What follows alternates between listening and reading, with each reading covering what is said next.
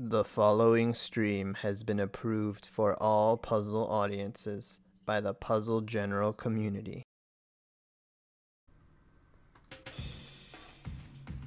Hey guys, how's it going? This is Cards of the Heart and welcome back to Puzzle General's Pokemon Puzzle League Speedrun Tournament 2020.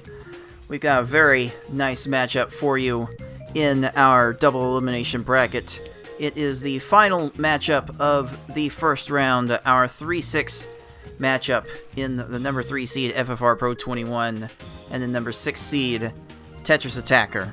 And to help call the action this evening, we have a couple of good members for you guys in Dark Aries. Hello, hello. And Foxy Man. Hello, what's up? What is up indeed? Things are going to be up and down and all around with this match, I'm sure. But in any case, if you guys are just tuning into this game for the first time and don't quite understand how it works, allow me to try to explain how the game works and how we are playing it in this tournament.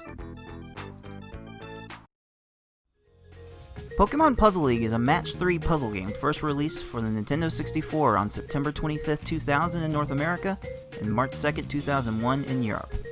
It was re-released on the Nintendo Wii Virtual Console in both regions in May 2008. It is a Match 3 puzzle game in that if you match at least 3 of the same panel either horizontally or vertically, the panels will disappear. To win, however, you need to do more than just simply match 3 at a time.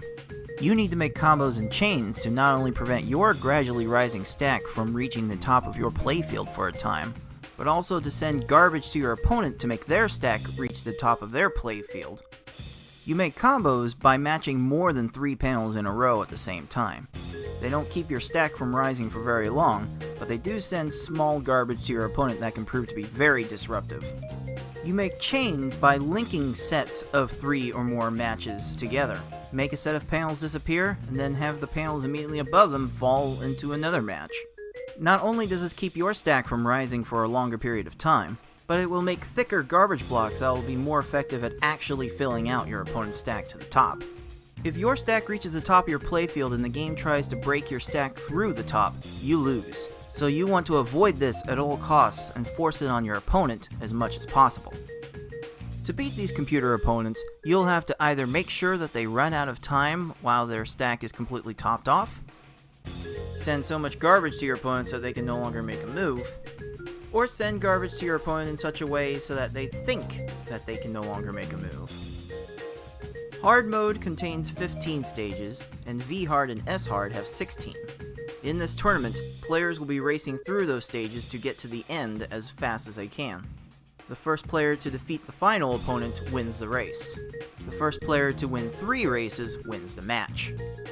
Best of luck to all of our players.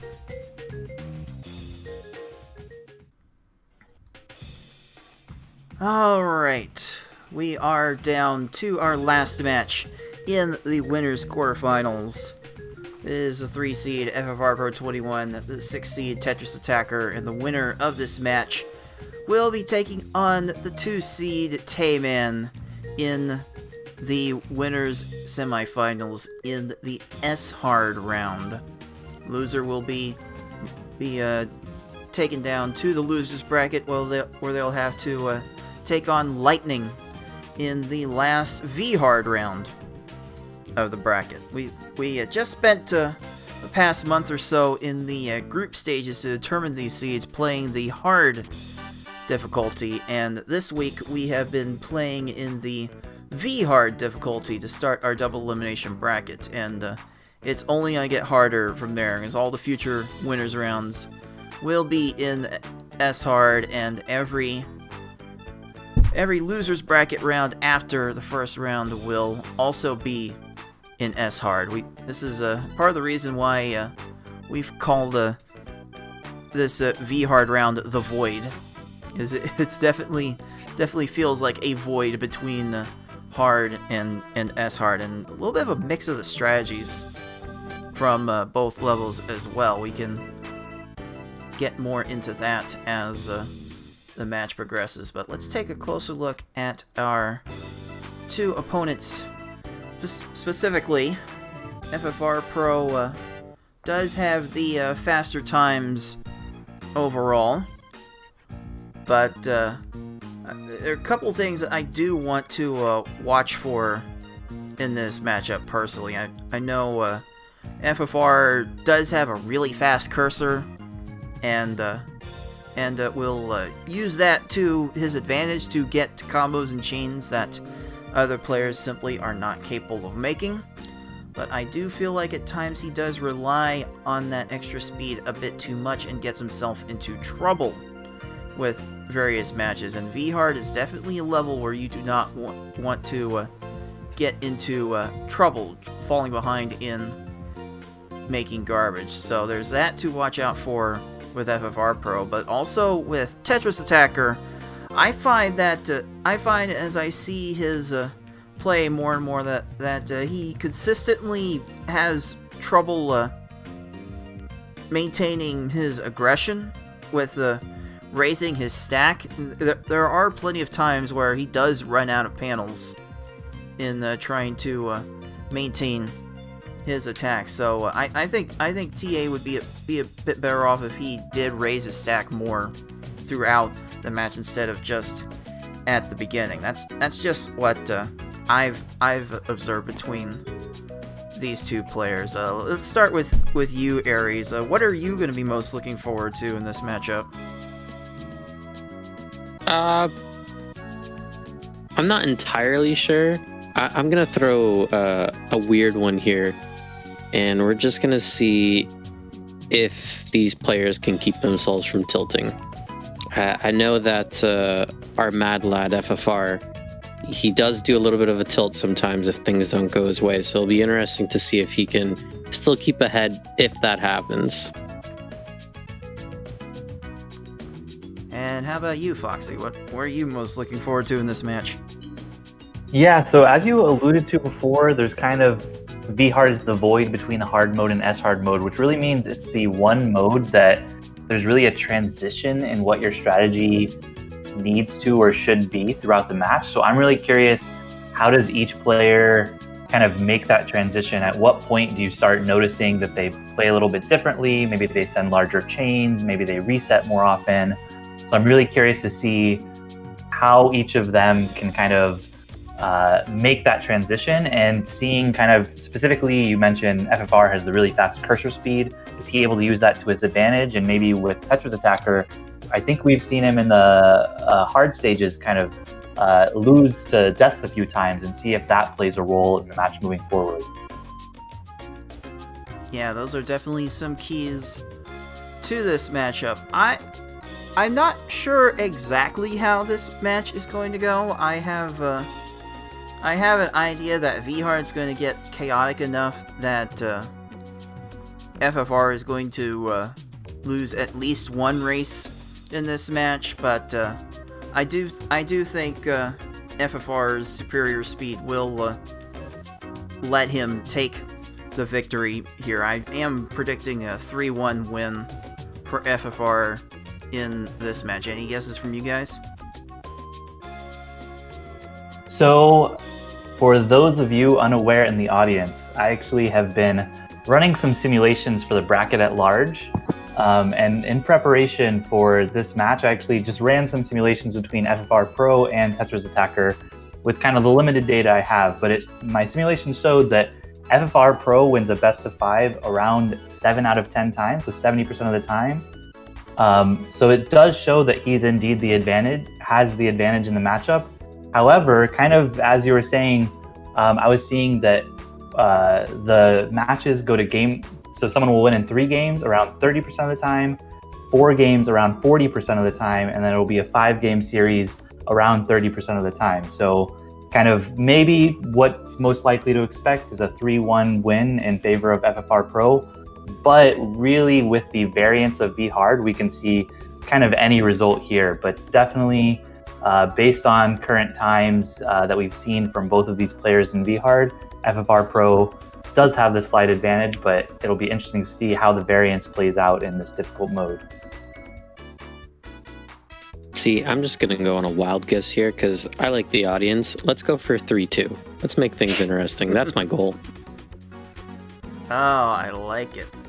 I like it. Are you leaning one way or the other, or you just don't care? You just want to see a game 5? I gotta root for my Canadian boy here, FFR. I just have to, and it's the Canuck way. We gotta stick out for each other. Oh yes. Oh yes. Yes. Gotta stick for the brethren. I can understand that. And if any of you are curious about the data and the simulations that Foxy Man is running, I'm sure he'll have plenty of time later in our Discord to go over the full explanation, because yeah, the kind of next level statistics you can extract from some of these matches can be very, very interesting indeed. So let's not waste any more time.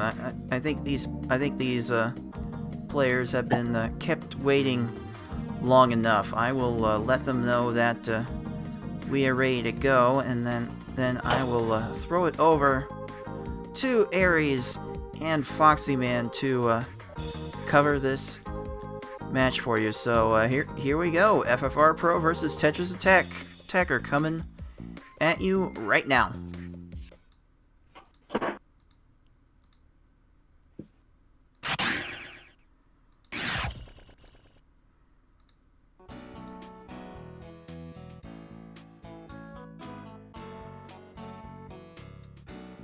So we should be getting into things in just a bit here. We have FFRPro on the left side of your screen, him being the number 3 top seeded person in this matchup. And then on the right, we have Tetrisattakr, the number 6 seed in the bracket part of the stage, on the right side of the screen.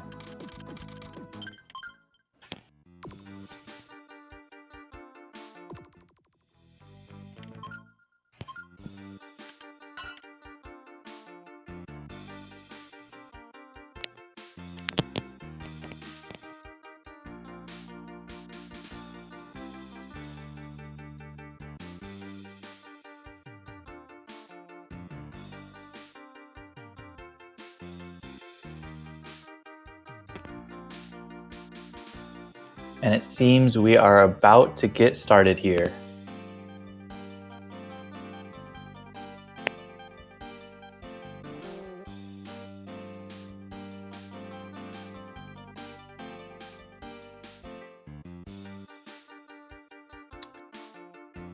And we are off.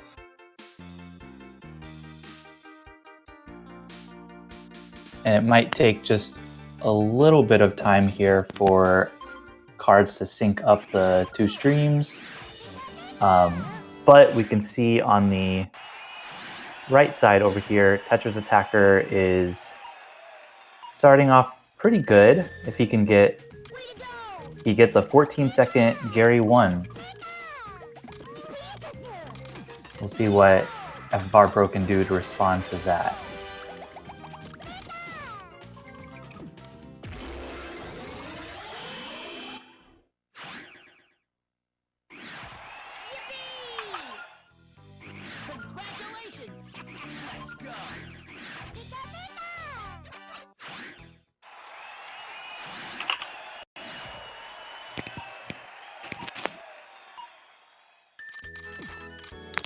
I am going to point out here that it does look like each player is going for the different block strat. You see FFR has those classic blocks, while Tetrisattakr has the default Pokemon blocks here.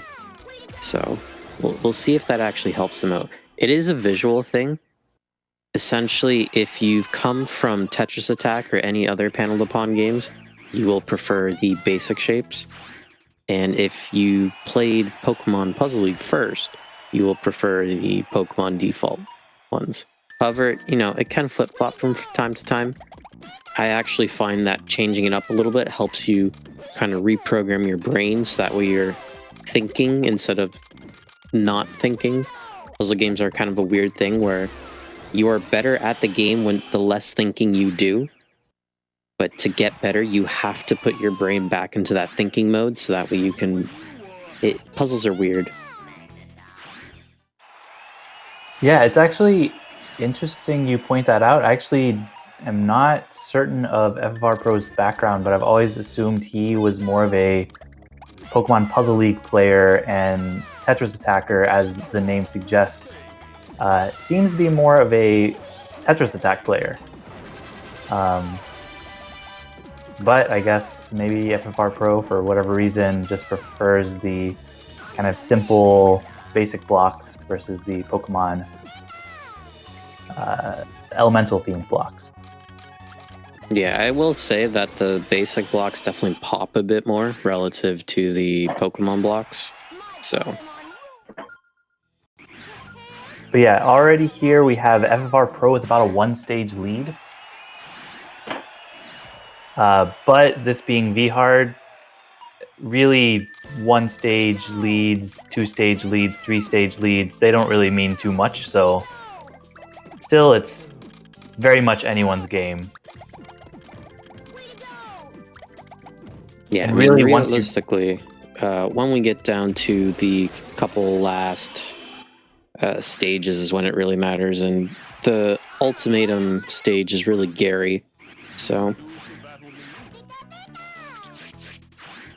Yeah, but the crazy thing is if you don't, in V-Hard and both S-Hard, if you don't get a quick kill on Mewtwo, that's the difference of like, can be 3-4 minutes in a run. And 3-4 minutes, in some cases, that's almost, if you're playing well, 3-4 stages. So really there's just so much that can happen at the late game. But both these players are moving pretty quickly. We haven't really seen any too long of stages at this point. Now, I am wondering here, the astute among you might notice that the screen flickers every now and then for Tetrisattakr. I do believe that's an emulation quirk, so I'm wondering if they're playing on a keyboard or with a controller. So I believe Tetrisattakr uses a controller. He said during the group stage that he actually had gotten a new controller recently and was kind of getting used to that. But for that reason, I'm pretty sure he uses controller. I think... So I'm one of the competitors who uses a keyboard, also play on an emulation. I think it might just be me and Ty who use keyboard. But not too sure about that. So yeah, we're actually getting to around the part of the mode in V-Hard where we're going to start to see the AI be a little quicker, a little more unpredictable. So this is where we kind of expect to see kind of different strategies come to play.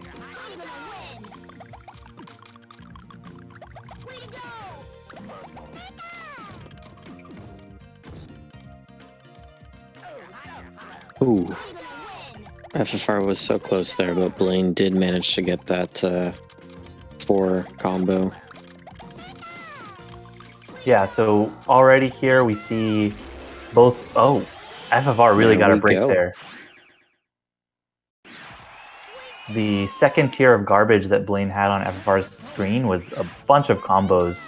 So if that would have cleared, it would have not been good for FFR's game, unless he's had some larger blocks to top off Blaine after that. But and if you send too many combo blocks at the beginning, sometimes that can kind of just reset the whole stage and can be advantageous, but usually means that you're in for a long stage. But unfortunately, Tetrisattakr got hit with the second tier clear. A 6 combo will stretch us out a little bit. He might be in it for a while against this Blaine. Yeah, meanwhile, FFR got super lucky there. and got essentially a quick kill. Now is skipping all the way on to Rocket.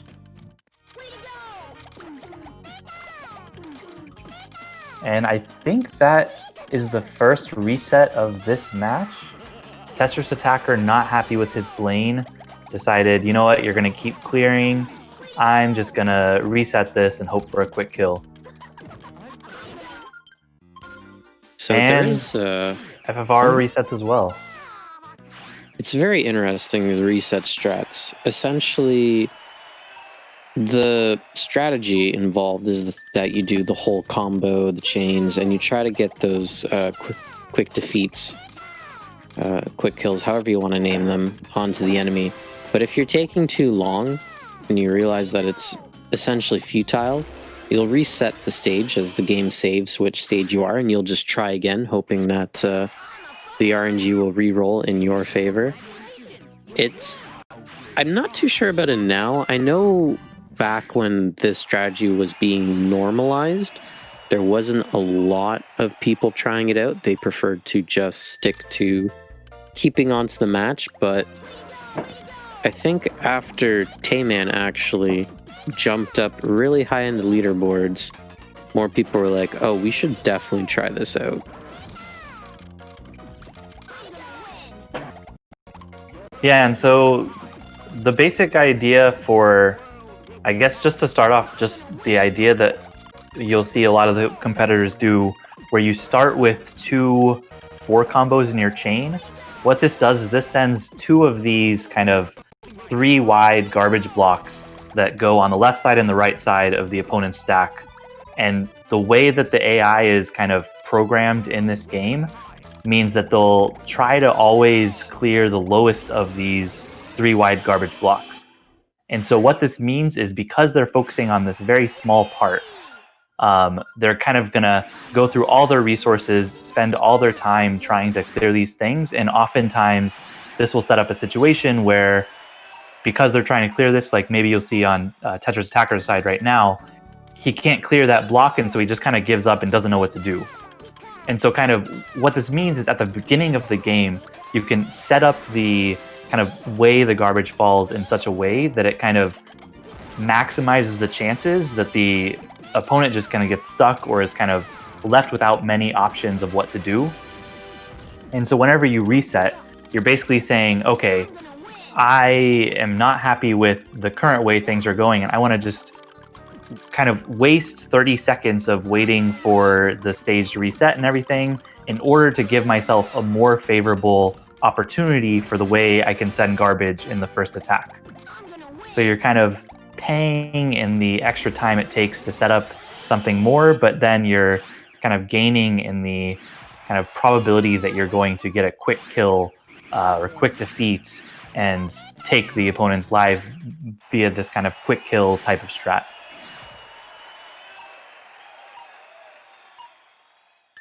I am also noticing that in chat there's a question on what the strategy is for raising the stack. A lot of it actually boils down to personal preference, but almost everybody is just going to raise the stack when they feel they do not have enough options in their current stack. Obviously, if you have garbage, you can't really raise the stack or you'll lose. But that's basically how it goes. You don't want to over-raise it. One of the things that happen to players as they continue to get more advanced is they will raise the stack as quickly as possible, or they'll do a big clear, then they'll raise it up again. But they don't realize how much they've raised it, and they're too slow to actually do what they wanted to do, so they end up killing themselves because the stack reached the top. So it's all a balancing act. Yeah, and kind of at least playing this game more at a versus mode as opposed to speedrunning, and maybe just in general for this game, you quickly realize that the amount of panels you have to work on your screen is a super important resource that you really want to carefully manage. So the more panels you have, kind of the more damage you can do to your opponent.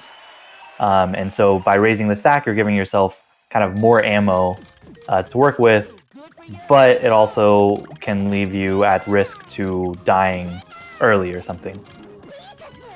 Also, I just want to point out, FFR is on a ridiculously fast time right now. I feel like I've just kind of been casually watching these two play, but 12 minutes going into Gary 2 is almost on par with his PB. Like, he could potentially get like a 14, even 13:30 run right here. Unfortunately, Gary gets the clear right there, but this is definitely, with a 5-stage lead right here, it's going to be really hard for Tetrisattakr to make up, and it's going to require some real grade A nonsense from Gary.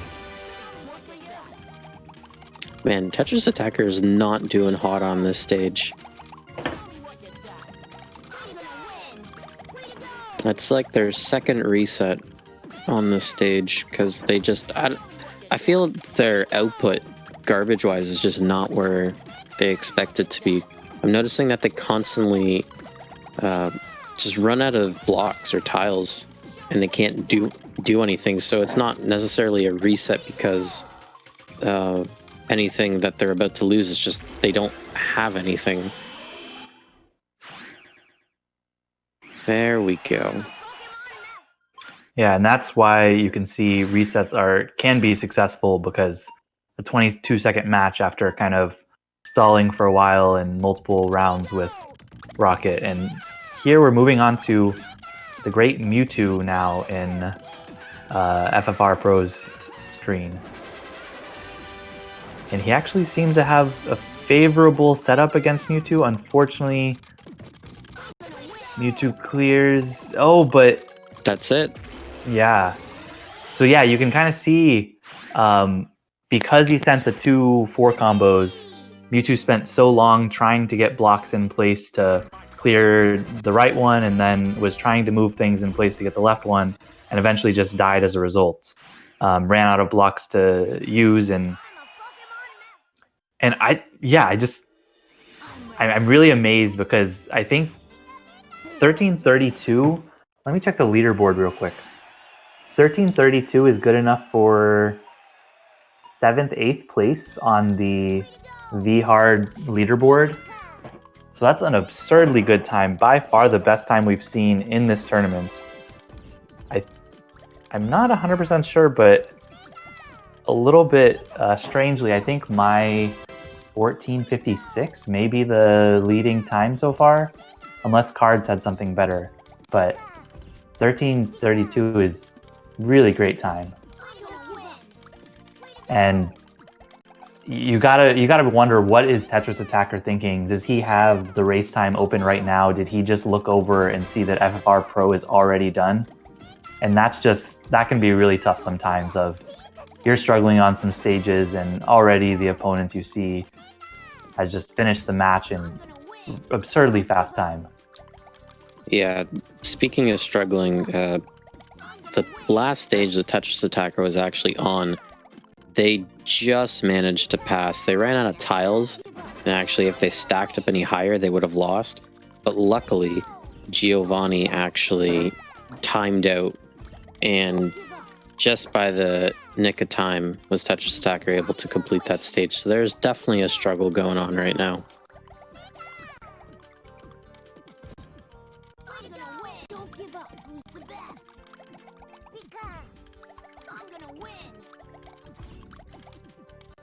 And yeah, just to...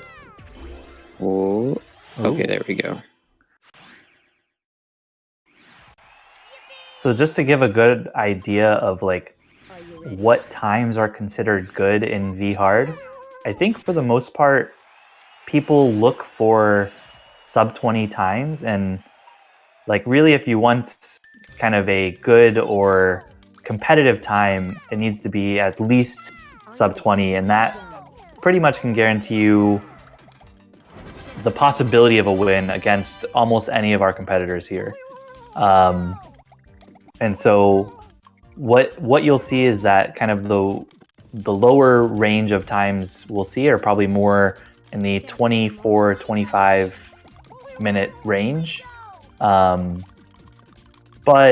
assuming players are playing well, we'll see a lot more of these kind of 20-minute times, and that's probably what Tetrisattakr is going to hope for in some of these stages in order to get a game off of FFR Pro.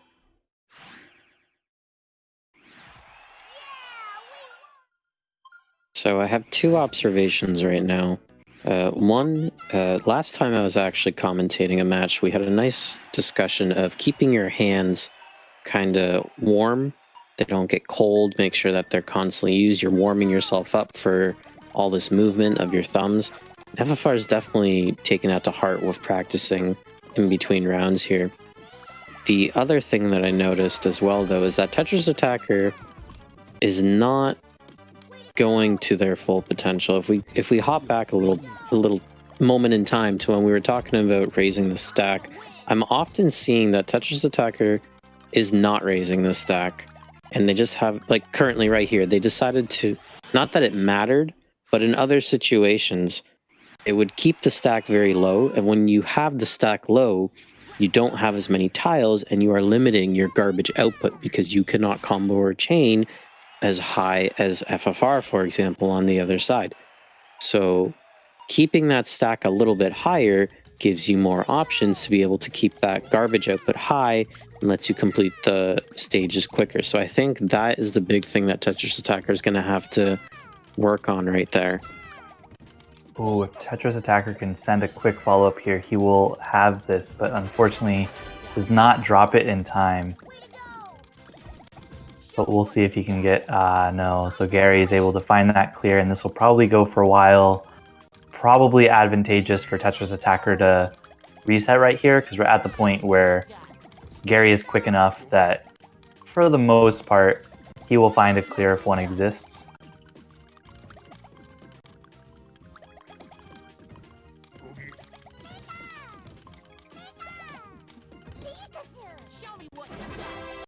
Even going for second tier.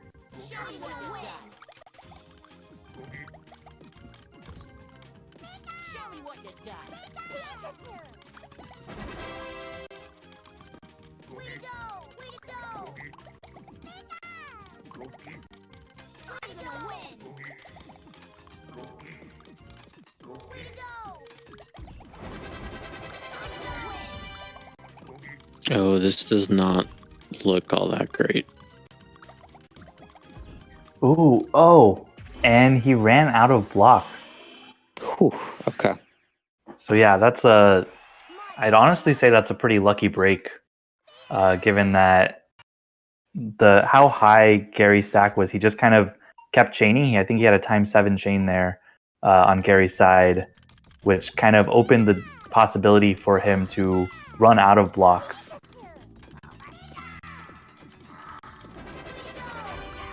So Tetrisattakr opts for about a ×5 chain to start, and if he's able to top off Mewtwo here, this will be a definite kill. Oh, but he doesn't send the 4 combos. That's oh my a god. blunder. Even Oh, if he no. would have started with 1 4 combo, that would have been enough. I'm going to win. I'm going to win. Yeah, so we're gonna see how long is this gonna go. But yeah, you see now Mewtwo's at the top of his screen. Tetrisattakr only has single line combo garbage on him now. So this could go on for a while, given that he also doesn't have too many blocks to work with on his screen. There's even possibility that Tetrisattakr could kind of get a death if he doesn't play his cards right here. And just to remind everyone, if you die on Mewtwo, you actually go back to Gary too.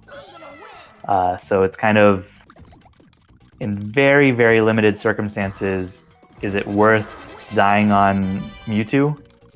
And in V-Hard, I don't think anyone, not even Tayman, advocates trying to reset on Mewtwo in order to kind of get an advantageous opportunity to continue. Yeah, Mewtwo is just the one stage where you just have to duke it out and hope you do your best. I'm going to win. I'm going to win. But yeah, as I said, like Tetrisattakr has got to be like hitting himself on the head right now of, if only I would have started my original chain with a 4 combo, we would not have to do any of this right now. I'm going to win. And I don't see this ending anytime soon. And, oh, I was going to say maybe I just commentator's cursed that, but... There we and go. what do you know? So yeah, that's a situation where in S-hard, probably any of the opponents would have been quick enough to find that clear in time, but because we're on V-hard, their cursor is kind of limited by how fast it can move, and for that reason, it was just an awkward setup for Mewtwo, and so he wasn't able to get the clear on the garbage in time.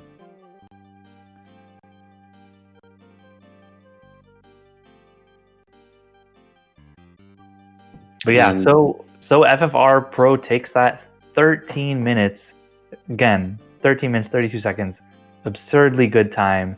Anyone would take that any day of the week versus Tetrisattakkr's 22 minutes, which, to be fair, it's above that 20-minute threshold, which I kind of talked loosely as the goal for V-hard, or a goal to kind of have a competitive time in V-hard.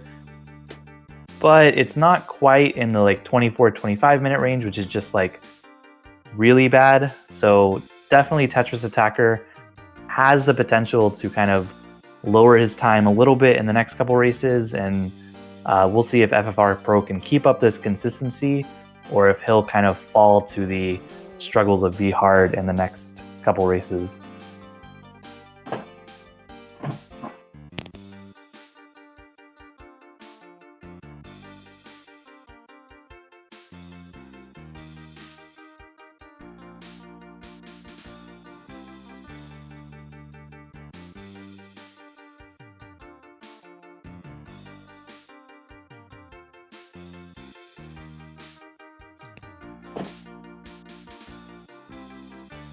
I almost feel we need the Jeopardy theme sometimes when we're waiting for these matches to start.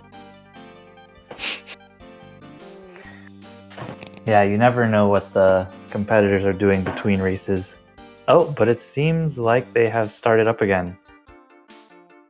But yeah, definitely some people prefer to take their time, maybe get a drink of water. Other people just want to jump right into it.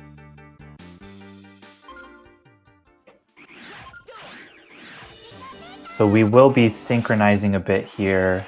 So that's why there's a delay on Tetrisattakkr's screen, and it looks like we are right in sync. Or at least we were.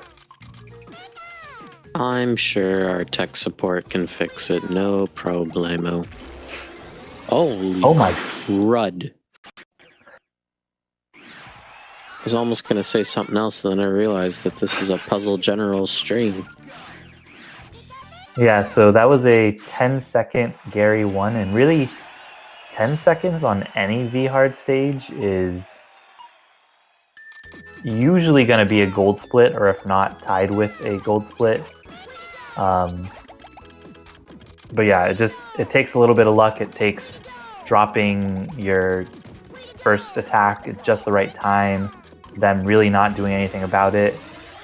And yeah, 15 seconds is more normal for what a fast V-hard stage looks like. But FFRPro coming out strong, showing that maybe that 13:32 time was not a mistake. Tetrisattakr is not too far behind though, so we'll see if they can keep up the pace for this one.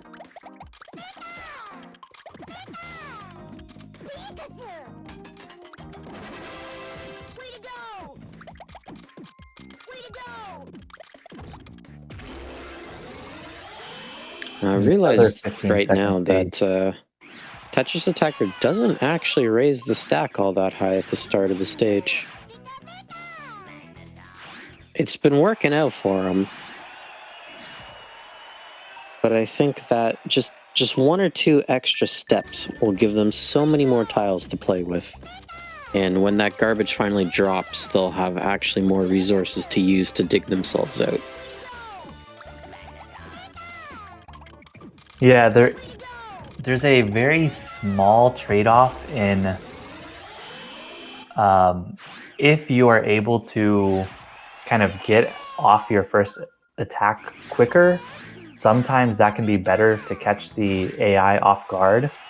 And that will be useful sometimes in the early V-hard stage or more often in hard mode. So sometimes not raising a little bit more and getting your attack off just a couple seconds earlier can be beneficial, but I find for the most part it's more important to time it right and kind of make sure you're going to top them off than worrying about exactly getting the right number of blocks as quickly as possible. But man, FFRPro is just ripping through these stages. But Tetrisattakr is not far behind. Yeah, 21 right there, still keeping in pace. We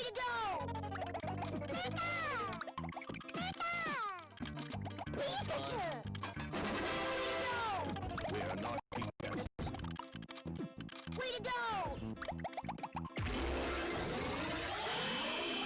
14 seconds.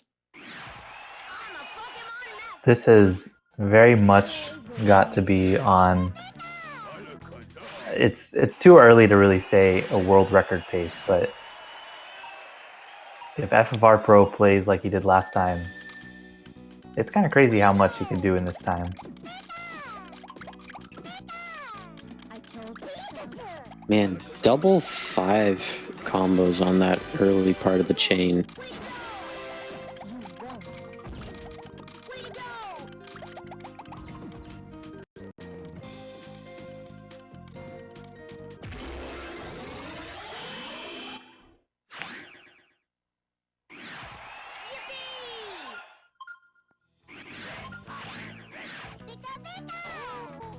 Tetrisattakr still keeping up.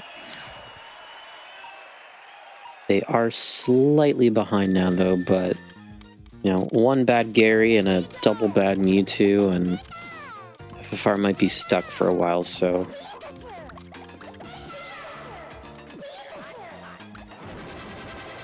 So FFR goes with a 7 chain. I think he only had one. Oh, he did have both 4 combos on that. And yeah, this is looking good for FFR unless... Oh, unfortunately Blaine gets that. Man, you hate to see... I hate to see that whenever they are trying to go for the one of the garbage blocks. oh, there was a bit of a second tier. I thought it would have delayed them enough, but Yeah. But yeah, I hate when they should be going for like the left 4 combo garbage, yet for some reason they just decide to lower the blocks they have on the right side instead. And it just is like, no, you shouldn't have done that. You should have just done what we're hoping that you do instead of kind of clearing this random stuff and lowering your garbage. But yeah, it's essentially a tied ball game here with Tetrisattakr starting off on Blaine and FFRPro now kind of being in this unfortunate situation against Blaine where he has the metal block, so that could be beneficial because he'll kind of get a 4 combo drop here, or the double 4 combo drop here, and the double 4 combos works. So yeah, that's an example of if you're being really clever, sometimes you just get lucky. I don't know. I don't often try too hard for these things, but I don't want to say that FFRPro is not. But you can kind of plan it such that after something clears, you'll have the double 4 combo kind of drop again as kind of a reset to get that kind of optimal strategy to continue your attack. But Tetrisattakr is back to Tracy.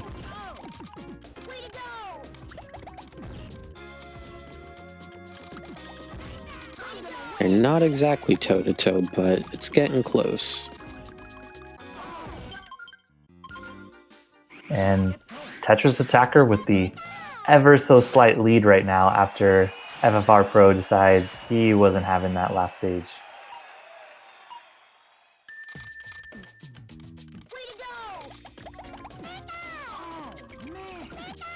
This might work out on Tetrisattakkr's screen unless he gets the yellows over. He does, but he doesn't have any. Oh. Oh. Wow. Whew.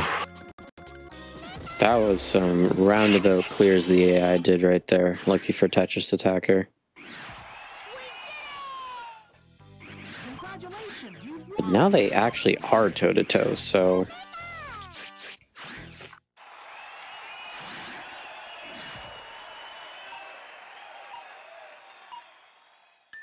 And this is actually a pretty solid pace for each player. So typically, at least in V-Hard, if I have to estimate how long the run is going to continue, I usually use about an average of 1 minute per stage. At least in the later rounds, that tends to be true. So they're both on stage 10. They have, 10, 11, 12, up to 16, 7 more stages to go. So that says they're essentially both on about a 15, 16 minute pace. And as we said before, anything under 20 is usually competitive. So both of them being on the 16, 17 minute pace, or 15, 16 minute pace is really, really good.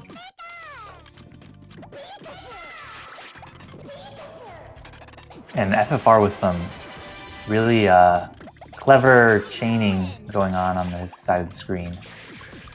He had a really funky ×7 chain over there.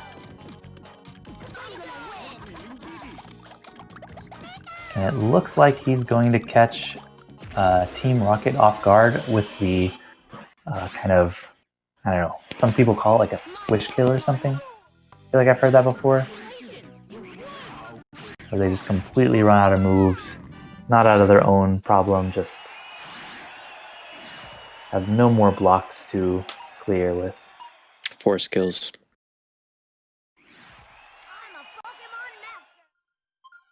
Tetrisattakr still in the lead. I'm wondering what's going on through FFR's mind, because he did a whole stage that took over a minute, probably closer to 2 minutes. And I guess they decided they really don't care to do that ever again. And there is a lot of resets going on. And I'm starting to wonder, at what point are all these resets more detrimental?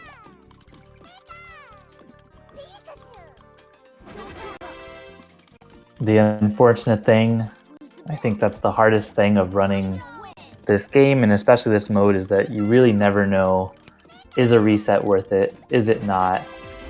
And that can easily be the most frustrating thing. Like, for example, I would have probably reset before on Tetrisattakkr's screen. He decides not to. He gets a 31-second Richie, which is good to keep him on this really quite great pace.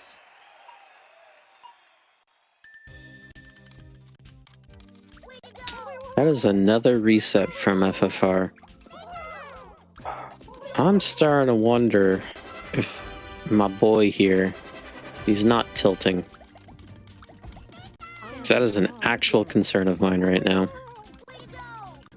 I think Tetrisattakr might get this match here if this continues. And Lorelei on Tetrisattakkr's screen, you can see sometimes they have this situation where they just have like 3 pillars and no clears, and they'll just take all the time in the world to just slowly take each block off at a time. And once you get that on V-Hard, you pretty much know they're gonna run out of time as they're trying to level down their stack in order to find a clear. But yeah, I said before, you can usually estimate about a minute per round for V-Hard in the later stages. So this means that Tetrisattakr is roughly on 15-minute pace right now, which, as we've said before, I think actually Cards clarified in the chat, our best times before FFR's 13-minute run, our best race times were 14:50 by Tayman, my 14:56, and then Cards of the Hearts 15:09. And Tetrisattakr already on Gary here.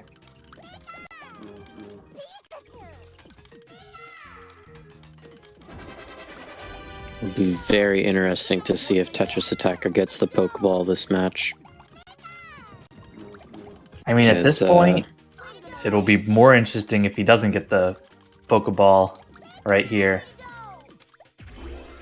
Oh my gosh. Yeah, this is a big reversal, and this is why I love this game. That was just... I hate to say it was luck, but really, Gary just did not have the right block arrangement, and Tetrisattakr got a bit lucky with the way that just kind of worked out.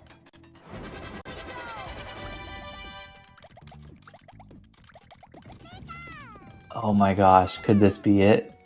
Is Mewtwo going to find those yellows? And he doesn't. Oh my... Okay, so this is absolutely wild, because Tetrisattakkr's personal best before today was a 15:30. 15:30, and the official time is a 13:17. That is absolutely wild. He takes the best time of this tournament so far, and easily wins this race. That's just wild. Yeah, that's what we call a game changer.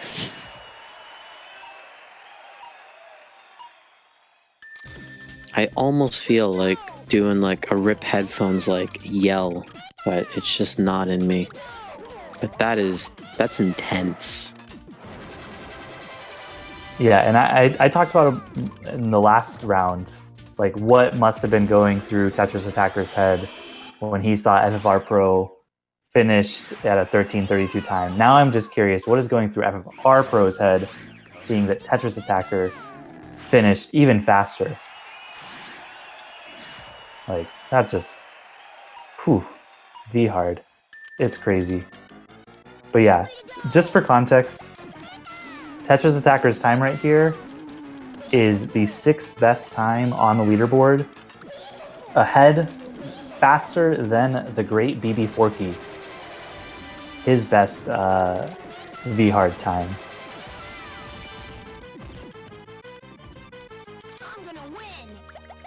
So really, really something that Tetrisattakkr's got to be feeling good about himself right now. And FFRPro, he's going into Gary 2 with about a 15:30 time. That is really a great time that you would expect to be competitive, possibly win most races. Yeah, it's kind of insane how this matchup is going, because they both got such a low time. But then it's also like, but the times that the other person got is still really good. Just the other one had such an insane time.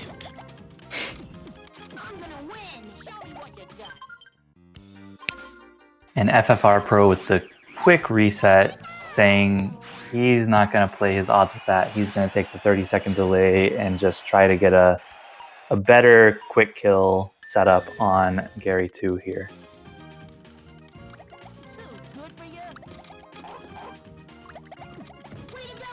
A little bit of a delay on FFRPro's screen. Not quite sure how he wants to start his chain out.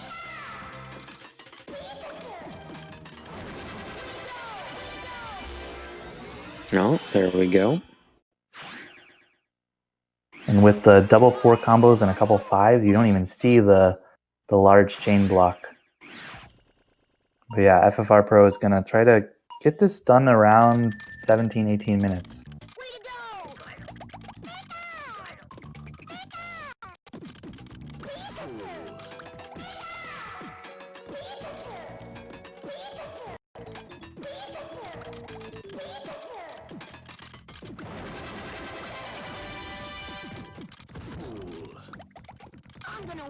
And this is looking pretty good. There we go. Gets it done. So yeah, as I said before, so I guess the official time was a 17:08 on FFRPro's time, on FFRPro's side. And yeah, that I would expect that to win most races against almost all of the competitors here. But Tetrisattakr is saying, nah, man, I need my PB. I got my 13:17 time. You can't take that from me. And we're tied up here 1-1 with 3 games left in this exciting matchup. It'll be exciting to see how these players respond, who can kind of take this momentum and run with it, and who can maybe get trolled a bit and have some sadness going out of this.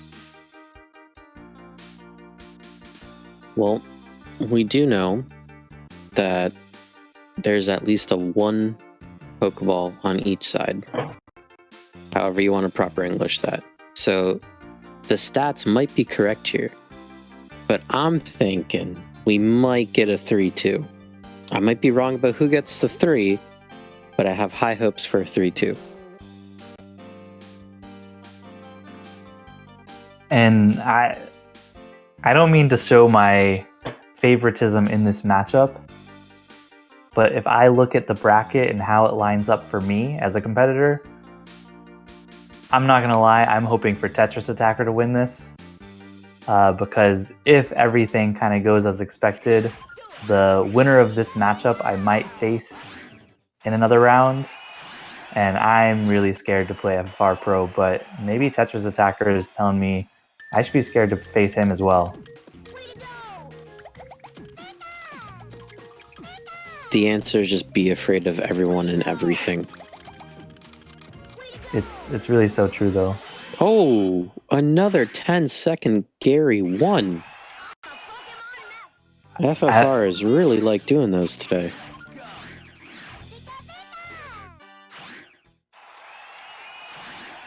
But I mean, we kind of saw in the last game that how you do on the early matches, sometimes it can be exciting if you keep getting these like 10-second whatever times, but with how many resets you end up doing later, it really doesn't matter, which is almost feels a little bit sad sometimes of like how you play in the early game just is of so little importance to how things play out in the later game in this mode. But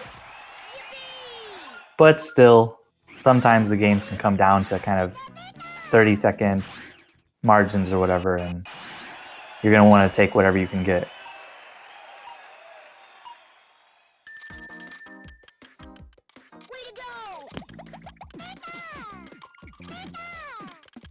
Alright, 29 seconds, stage 2 there for Tetrisattakr. Oh, another 10 God. from FFR. Calm down. Quoting Tay-Man right there. Calm down. Whew.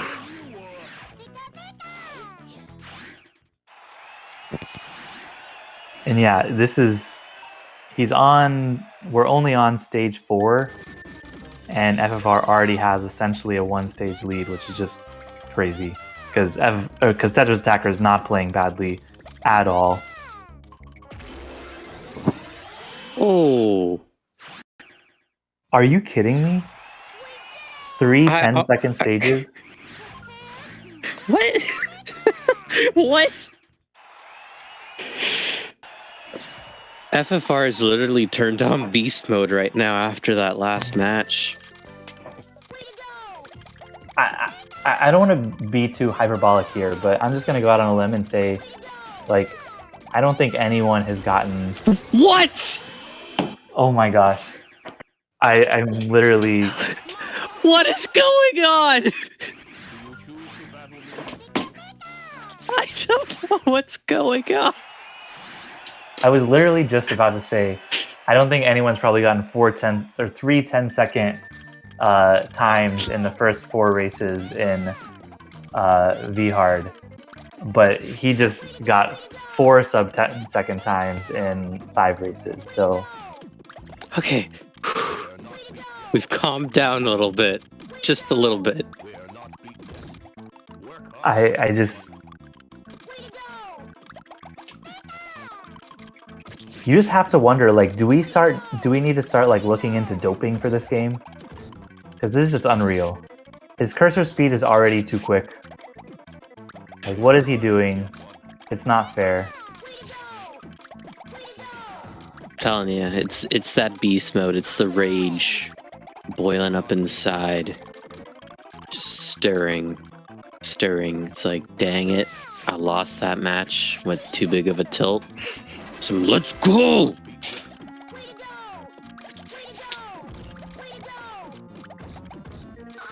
You should have Koga here.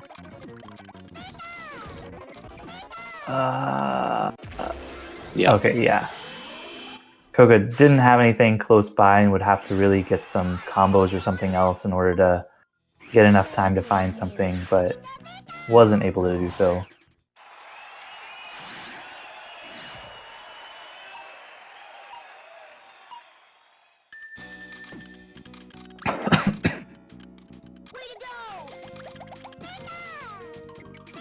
Ah, that's a little bit unfortunate on Tetrisattakr side, but they might have this soon.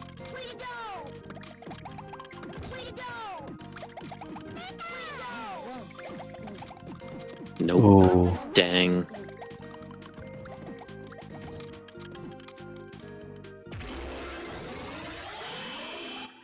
Another quick stage on FFRPro's side.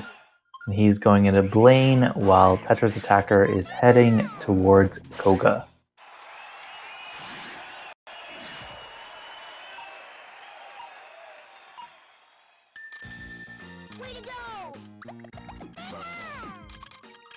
Alright, so this was about the point that the match started flip-flopping last time. We'll see. Oh, no, never mind. Just get 12 seconds casually. It's okay. Don't even give us time to commentate. I see how it is. I think it's the way he does it too. Like the way that FFRPro like starts with a lag chain, he throws in the casual like 8 or 9 combo. It just says, look, I'm going to throw this at you as quick as possible, not give you any time to react. It's just unbelievable. I was looking at Tetrisattakr screen there. Unfortunately, they had a little bit of hurts themselves in confusion. They were kind of fumbling around the panels there, but that just happens when you have such little panels to work with.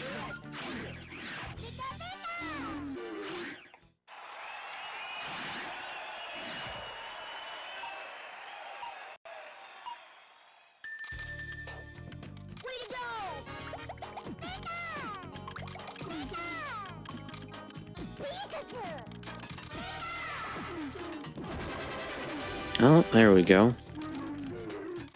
They now move on to stage 7.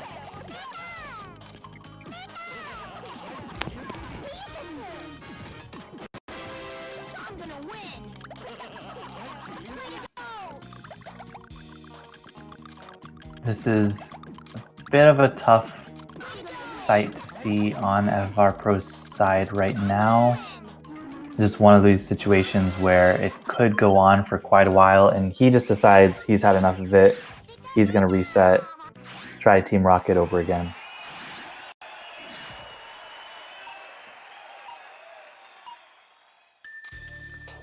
All right. Good job there from Tetrisattakr. Ooh. Not a good start for FFRPro, as twice in a row Team Rocket kind of just clears out whatever he sends, and we'll have to see how this plays out, but over and over again, not looking good for FFRPro, as he just does not get Team Rocket to get the continuation that he's looking for. Yeah, I think hopefully the pendulum isn't swinging too hard the opposite direction, because there was a really good start to this run.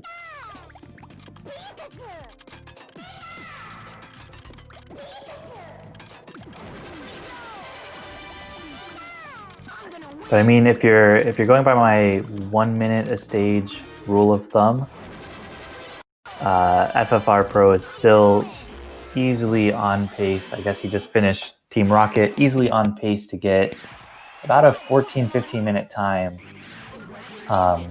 which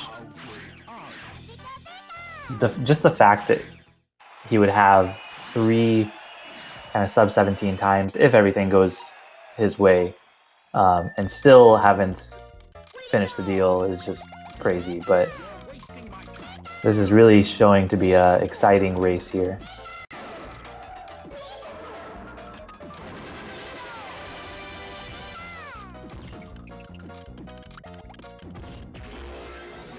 Well, 17 seconds on FFRpro's side, and again, like Tetrisattakr is not necessarily playing badly. I think he's kind of, for the most part, doing what he wants to do, but he's really gonna need some luck at this point in order to, or not luck, but he's gonna hope that FFRpro is not getting lucky in order to kind of make up this 3-stage deficit. Oh man. And FFRpro drops it at just the right time, gets that S hard setup, gets the force kill.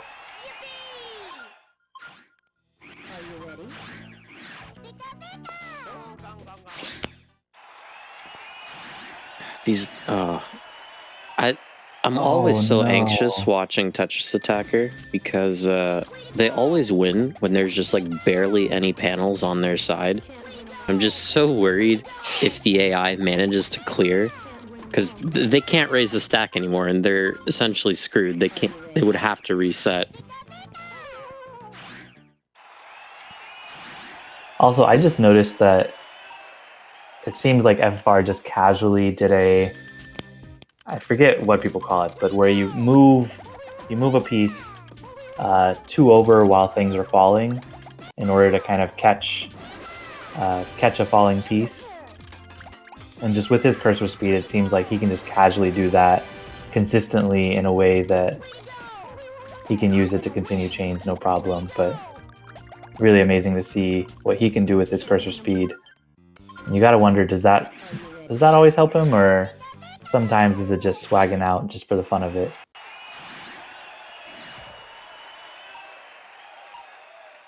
Yeah, there's more than likely some going too fast for your own good that happens.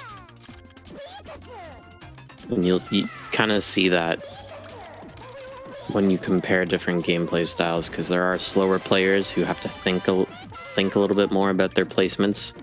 They're more strategic, more, I guess, optimized in a way, while FFR with his cursor speed can just get away with just, sledgehammering to victory.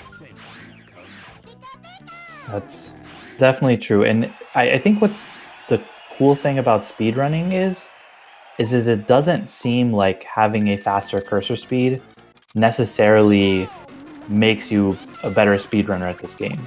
Like intuitively you'd think, okay, you're faster, you can do a lot more, but I really think when it comes to speedrunning, it's the other aspects of the game, like can you watch the opponent's screen? Can you drop things at just the right time?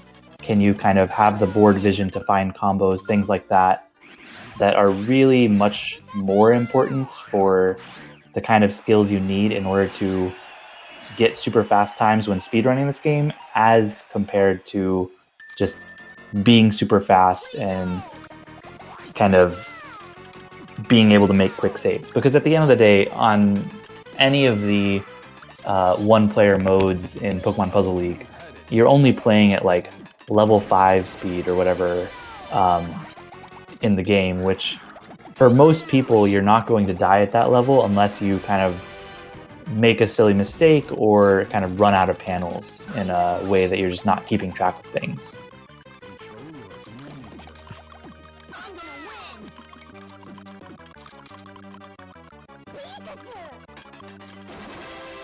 Alright, Tetrisattakr catching up slowly but surely.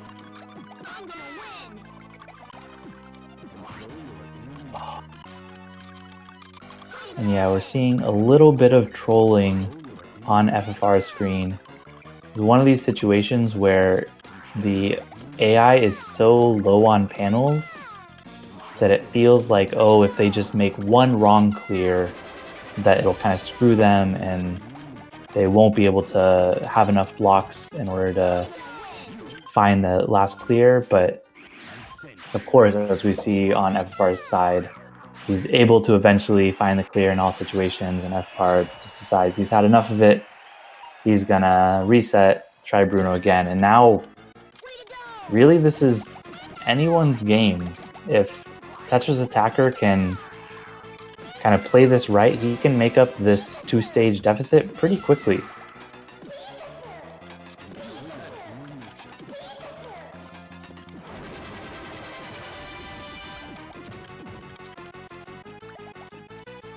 Unfortunately for him, Richie is going to have quite a few panels to work with on his screen, which means he's more than likely going to find a clear here, and this is definitely a situation where Tetrisattakr should be thinking about resetting in order to kind of minimize the time that Richie will spend kind of just clearing random garbage.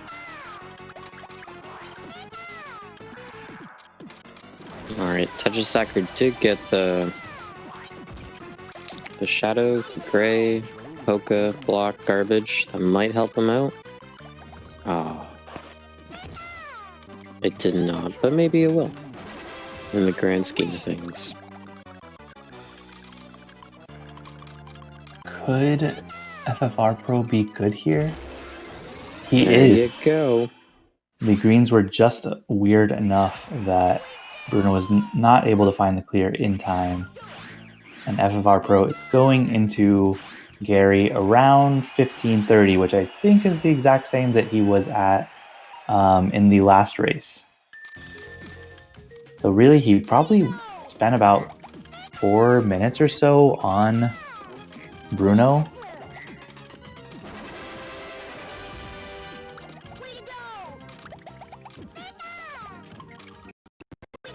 But he's going to get this quick kill on Gary.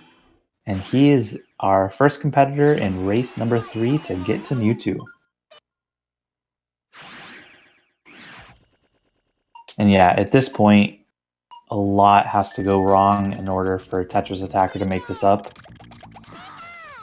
But given the craziness of Mewtwo, definitely not impossible.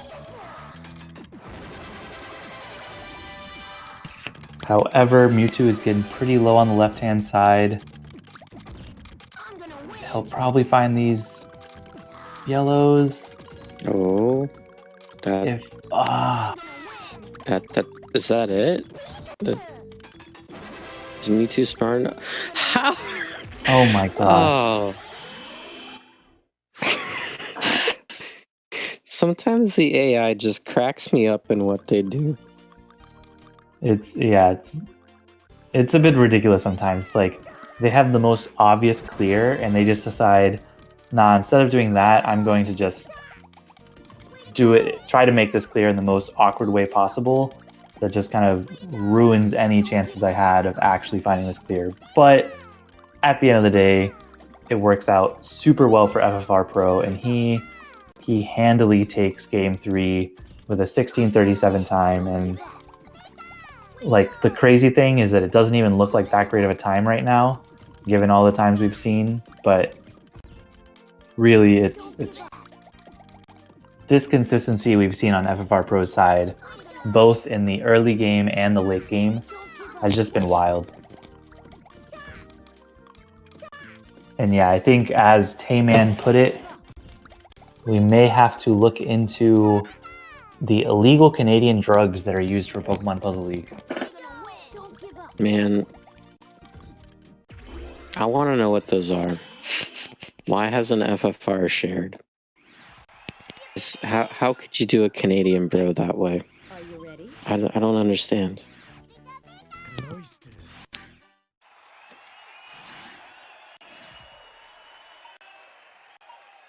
But Tetrisattakr trying to come back, make this a respectable run. But I don't know, you gotta wonder sometimes how someone's feeling. Is the fatigue hitting in? Is game 3? But yeah, he's not having that Lorelei. He's gonna reset, try to start off with something a little bit stronger.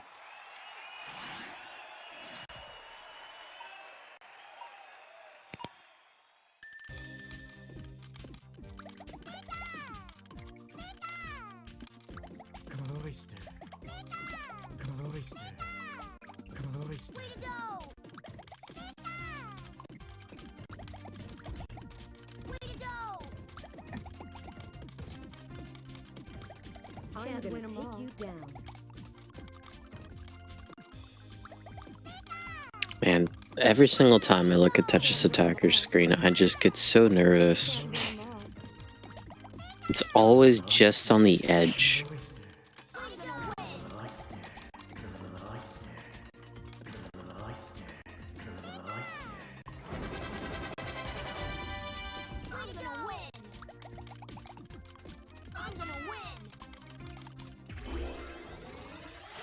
Alright, there we go. Does get the break against Lorelei.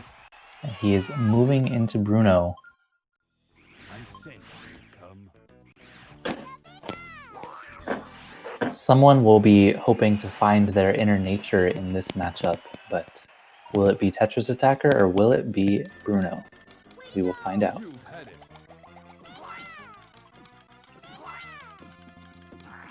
That was a strong start right there with some pretty big combos, but the chain didn't really go for as long as it probably should have, so we'll see what happens here.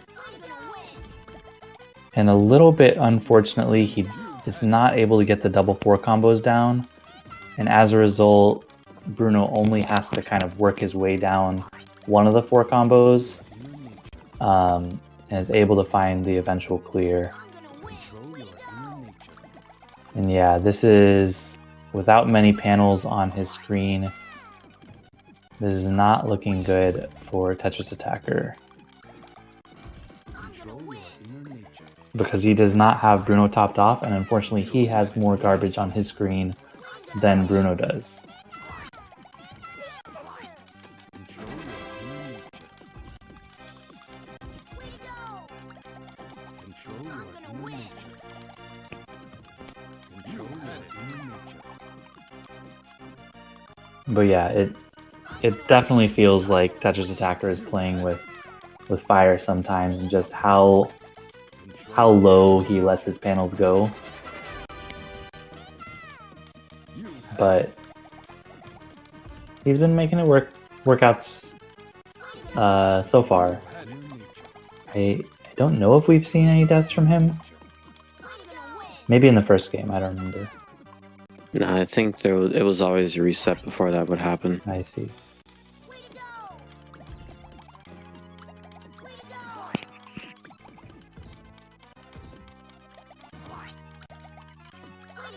Yeah, like see, right here, that should have been a situation where it was raised up a lot higher. There's definitely the leeway to raise it up. Unfortunately, Bruno gets a second tier there, even though he kind of exhausted all possibilities of his bottom tier panels.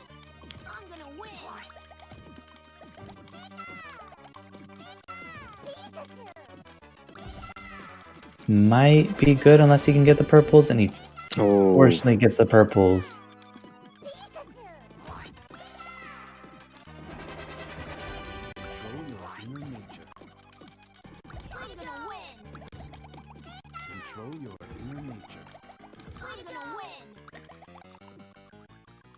Ouch.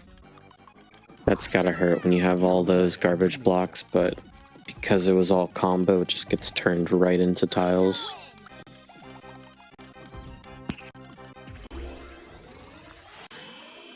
And he gets the 256 time on Bruno and is moving into Gary at a 23-minute pace, which is not where he would have wanted to be, but hopefully he can kind of turn this around, gain some confidence, gain some momentum as he goes into this Game 4 situation coming up next.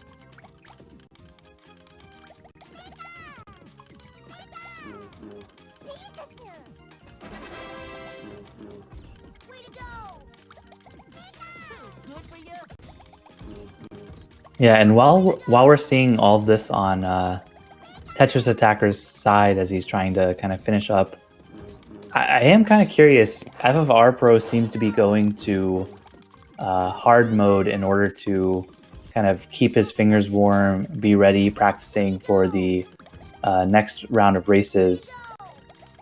I don't know. For me, it always like kind of throws me off to practice at a higher speed before going back into kind of 1P mode where it's just much slower. So I'm curious how or why FFR Pro elects to kind of practice at this kind of much faster speed that hard mode or the time attack or whatever marathon mode is at versus just kind of continuing at a mode closer to the speed level of the mode he'll be playing soon. Now, this is going to be purely conjecture, but I feel it just has to do with his cursor speed, where the actual game speed really doesn't matter in the grand scheme of things, because he will move the cursor himself so quick and clear the stack so quick that it just doesn't matter to him. So those illegal Canadian drugs. Yeah. We need to learn about that. This might be good for Tetrisattakr. Oh, except for the second tier bullshit. I'm going to win. Oh no, not like this. I'm going to win. Yeah, this is going to be rough. I'm going to win. I'm going to win. I'm going to win. Yeah, and I did see a, I guess a double swap on Tetrisattakkr's side of the screen, where when trying to get one of these action chains where you kind of continue by swapping something into place as it's falling, he kind of, instead of kind of getting the timing right, he swaps it too fast, is mashing too much, which at least for me usually means that I'm playing a bit nervous or not on my game. So maybe that's a sign that he's just not really feeling it right now and just isn't playing at his full potential. I'm going to win.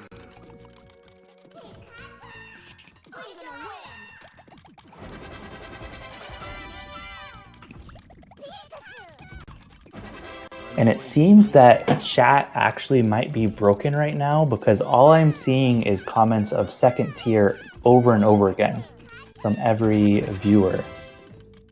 I wonder what that might mean for... Oh my gosh. Oh, actually, I was looking at... I was thinking that Tetrisattakkr's side of the screen was about to die from a force kill, and then I realized, no, that's just Tetrisattakkr's low panels. I'm going to win.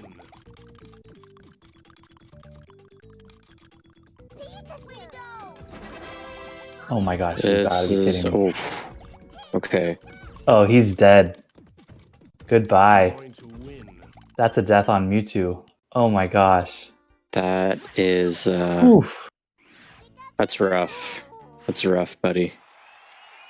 Okay, so we were talking about it. We haven't seen a death from Tetrisattakr yet.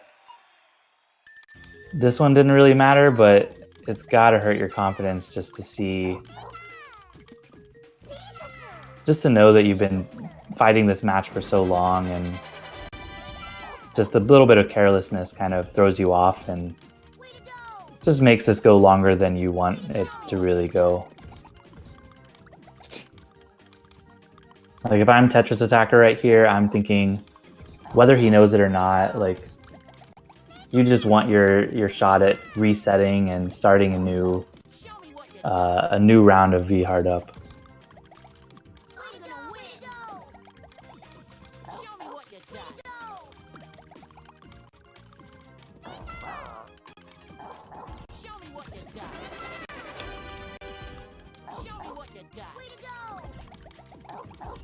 Yeah, it's just... It's the panel amount. That's what this boils down to. It's almost glass cannon in a way, if we're gonna put this into terms from other video games. At time we saw it can work great. There's a 13-17 on the board here, but when it doesn't work, you're just so hindered.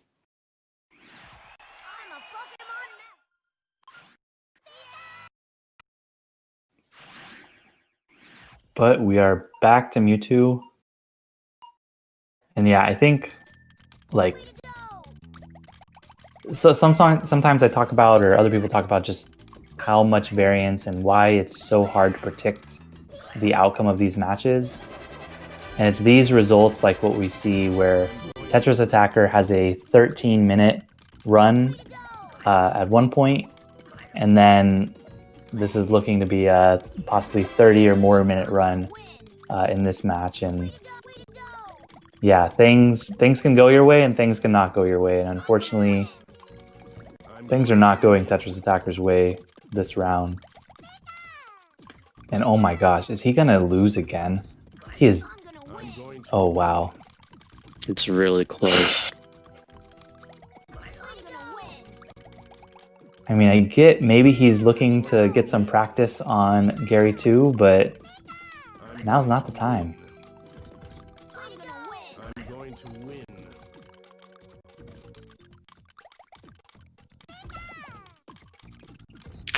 I'm also just realizing as well, Tetrisattakr is not capitalizing on what are the English words that I am looking for? Staggered drop chains. That's what I'm looking for. The more I watch, the more I'm realizing there isn't with it. As I suck at this game, I kind of play the same way, where I rely on the garbage to create my chains for me. But what I'm realizing Tetrisattakr isn't really doing as much is creating staggered chains, so that way, if the chains are of the same height, they count as a combo. But if they're staggered by a tile, they're now different. They're now a separate chain, so it'd be like ×2, ×3. And that really isn't happening on Tetrisattakr side. So it's just not fully utilizing the fact that there's a small amount of tiles there to begin with, but not maximizing the potential of those tiles. Yeah, definitely. Yeah, when I'm in those situations, I always think of it as if my opponent's just sent a really large chain on me, the way I think about it is I want to just kind of do these stagger chains as the chain garbage is following as much as possible, and kind of build up something at least enough to top off the opponent on the other side of the screen, just to kind of, in my mind, reset the match. Basically, once you have the large block on you, you're usually playing defense, and once you can get your opponent to kind of turn the table and have them actually have to play defense, that's when you can kind of even the match back up and get to the situations where you can then have the opponent topped off at all times. And so maybe what you're seeing is Tetrisattakr, he's not kind of doing his maximal potential to kind of get back the advantage in just the normal versus matchup, which is required when you're going into these kind of longer matches. And Game 4 has just started, and as we saw before, this is now clean slate. No one's gotten any 10-second times so far. Anyone can kind of take the lead at this point. Man, I don't know if my heart can take another 10-second rounds in a row with a 9-second. I might actually wake up the rest of my house.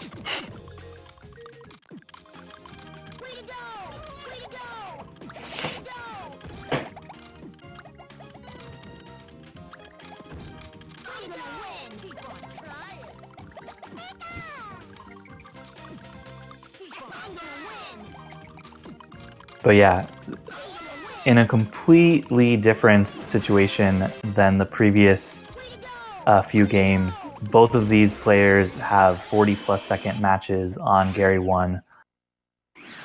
And FFR was a very slight lead, but That's not what either of these players want to see this early on in the race.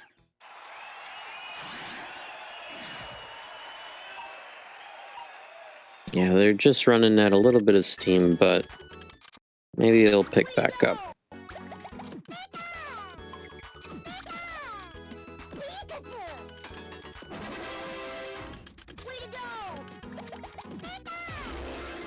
Ooh, there we go.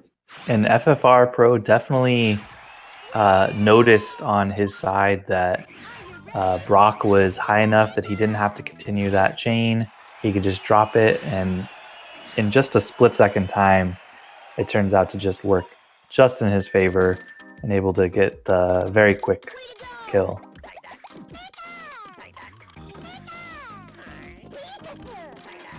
He does need to extend this Misty a little bit more since she seems to be chaining a bit, but we'll see if she can kind of get her cursor over fast enough, and she can't.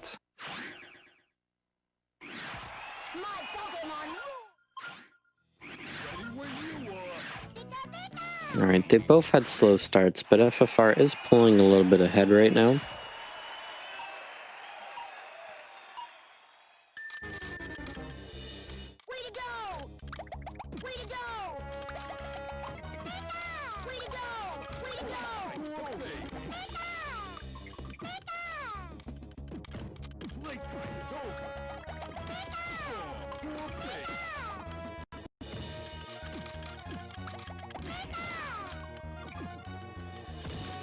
Okay. Looking too good for FFR's side of the screen, with the Lieutenant himself finding a few clears, able to keep chaining, and just being a royal pain. The poor baby.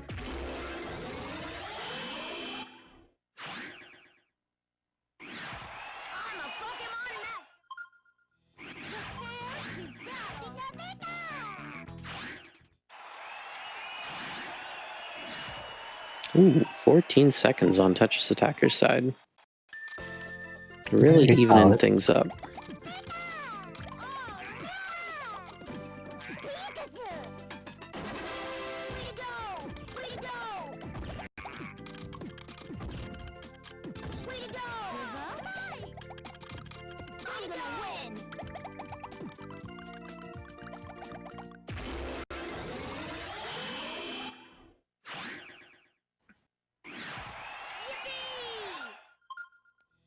You will choose the battle lead.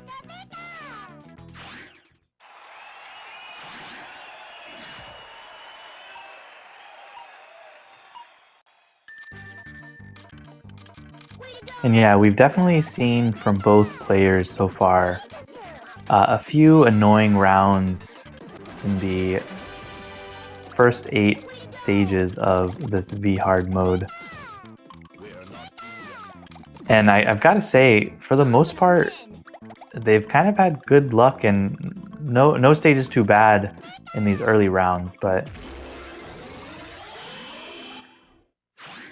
even FFRPro, occasionally he gets terrible times like 25 seconds when he's used to just getting 9 second, 10 second all the time.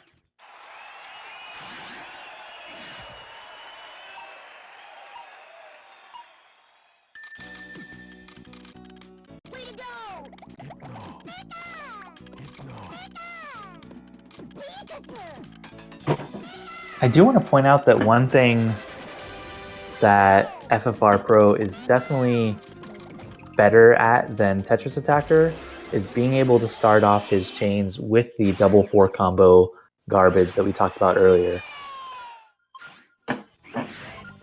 And I really think that like it's those small things of just how you start your initial attack that end up having such a huge impact on what your average time really looks like in this mode, or just in Pokemon Puzzle League speedrunning in general. Ooh, that was just playing with fire, Tetrisattakr. I'm sorry. Come on. That could have ended so terribly. For those who don't know what I was talking about, there was a clear with the panels that could have cleared the garbage that they were sitting on, but instead they raised the stack up by one and then did a clear that didn't touch the garbage. They didn't really have anything to clear afterwards with, so if they didn't win right there, that would have been a reset.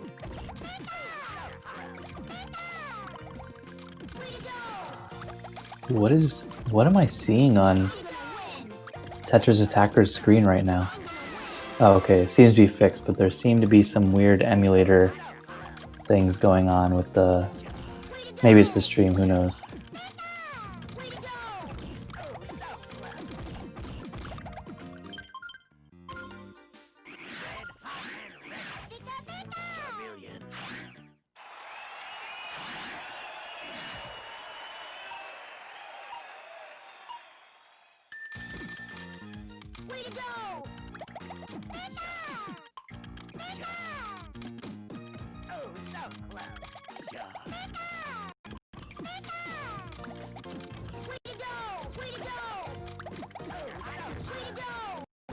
And it's a tie ball game right here.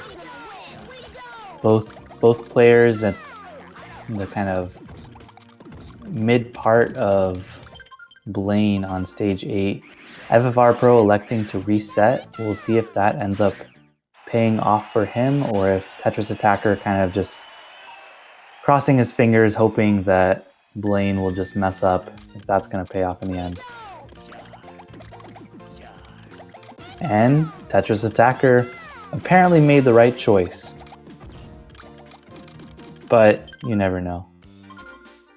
So FFRPro resets again, and Tetrisattakr, he's going into Tracy, the back 8 of V Hard.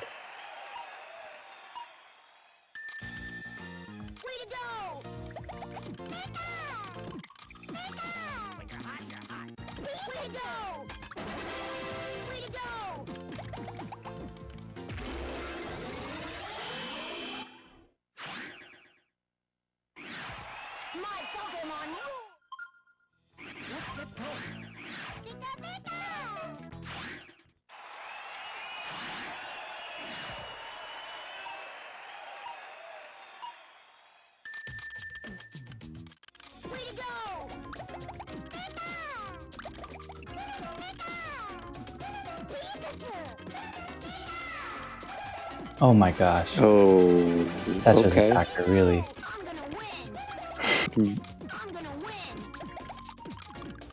You scare me sometimes. Like, I know it's October and everything, and we're clearing up on Halloween, but like, come on.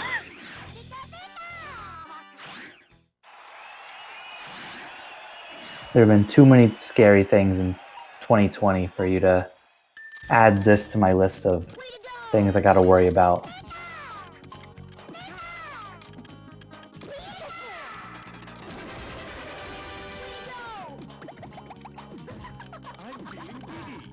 I'm just wondering what Tetrisattakkr's reaction is going to be watching this tournament VOD.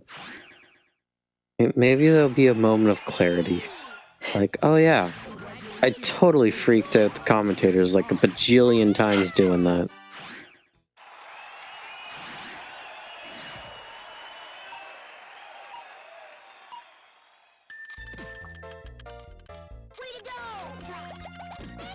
And yeah, I feel like for me, and I talked a little bit about it on one of the channels the other day, but for me, the most frustrating part of V Hard is the stages from Sabrina up until around either Team Rocket or Giovanni. And you're kind of seeing this frustration that Tetrisattakr is trying to deal with here of it's not really clear, should he be resetting on Tracy here? Should he just kind of try to play it out? But in general, it's like not safe enough to get these kind of quick S-hard style kills, but at the same time, not safe enough to just kind of play it out and hope that the AI messes up. And it just ends up being, and you have a couple resets, you let these go long, and it's just extremely frustrating to play. But FFRPro, he's gotten past Richie and he's moving into Lorelei, trying to say something about wanting to go to bed. Maybe just this is too late. He's saying, what? It's past 1 o'clock for him. He's ready to finish this up.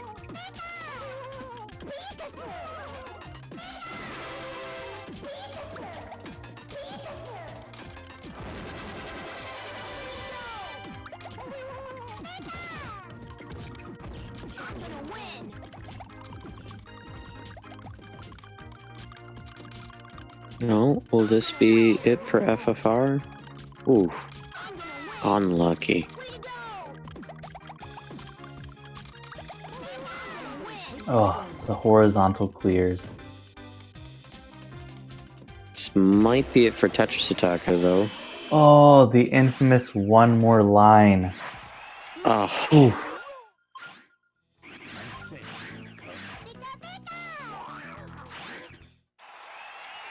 With how these games go, I always wonder when I need one more line. Like, just how differently the run would go had I gotten that. And you just hate to see it, but it just kind of is a reminder of never stop sending garbage, never spend too long looking at your opponent's screen.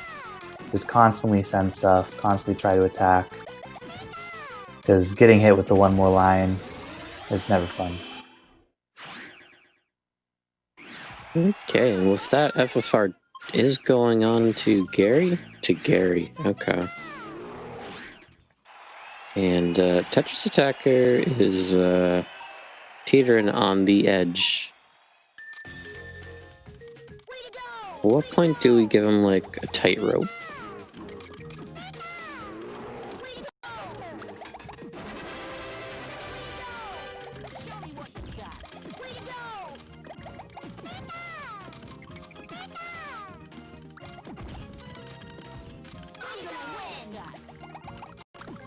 But yeah, I cannot emphasize enough just how amazed I am by FFRPro's times throughout this stage. Like, at least for me personally, I'm going to have to look at how he's playing this mode and kind of study it and see, like, what is the right way to play this, because consistently, even when it seems like he's getting trolled, he is managing to pull out these 13 minute, 17 minute, 16 minute.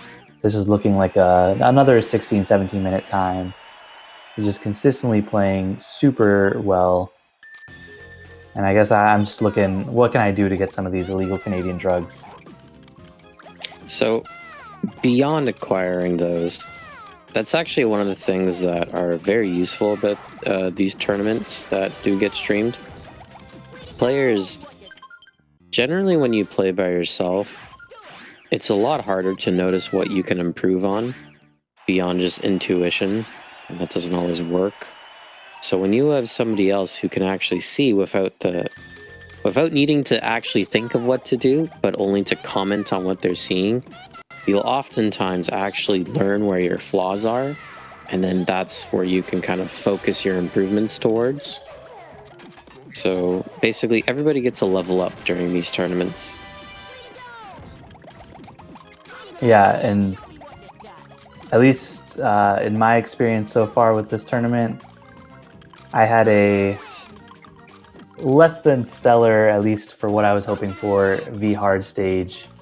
And I had kind of made some decisions based on my own play leading up to the tournament, and looking back on it, seeing how other people have kind of played the tournament so far, there are definitely some tactical decisions I would have changed moving forward. But oh my gosh, I was freaking out about Tetrisattak's screen right there, if he was going to die or not. But he ends up getting the win, and I'm going to look over at FFRPro and see if he's going to get this quick kill on Mewtwo here, which Mewtwo's just asking for a quick kill at this point. Yeah, it's I think that's it. That's it. And yeah, just wow. The official time is 15:57. And I mean, 3 Pokeballs, win 3-1. I don't want to toot my own model's horn, but it did say that the 3-1 victory for FFRPro was the most likely outcome. And that is also what cards predicted, and it is what happened. So we see the player 1 banner go up, and FFRPro, he has the, I don't know if you'd call it a fortune, but he has the opportunity to play Tayman in the next round on the S-Hard mode. So I don't know about anyone else, but that's maybe one of the rounds I'll be most excited to watch. So like UFC and boxing and all these other sports, they have like Vegas odds. We're gonna need some like Discord odds during our Puzzle General tournaments here now. How good are you?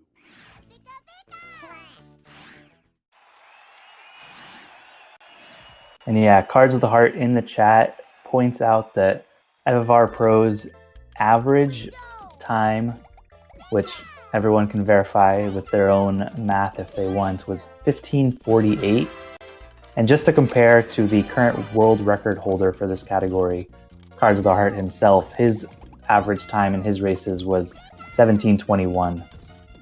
And FFRPro didn't even have a single time slower than 17:21. So just, it's really insane what we saw here.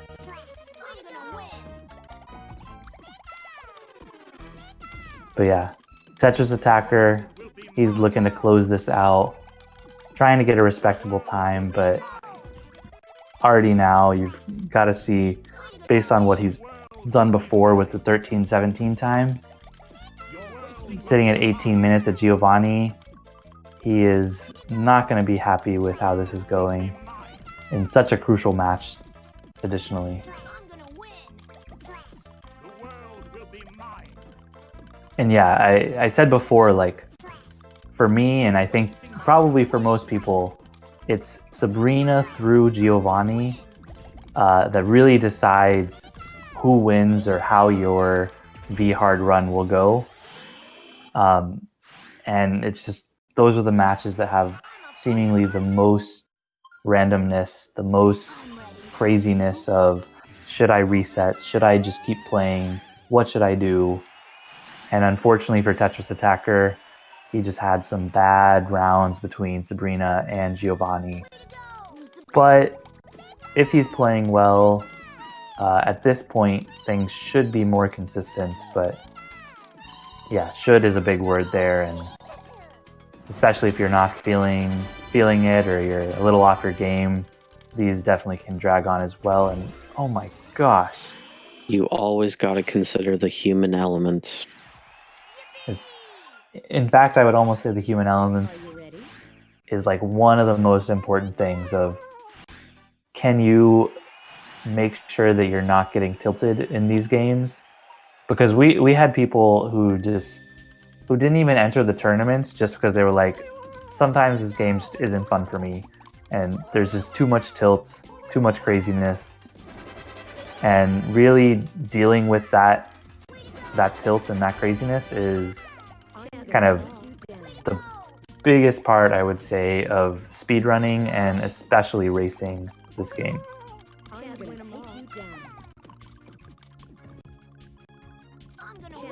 gonna take you down.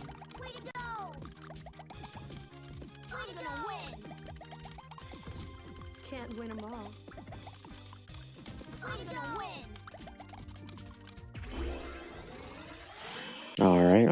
All right. And yeah, kind of as I kind of, I don't know if you want to say predicted, Richie and Lorelei were totally fine, even though Sabrina through Giovanni were just a pain in the butt for Tetrisattakr. So hopefully this means that he'll have a promising 9 combo, wow. A promising rest of the matches, and will finish off with a good time that at least he can be somewhat proud of. even if it's not the end result that he was hoping for.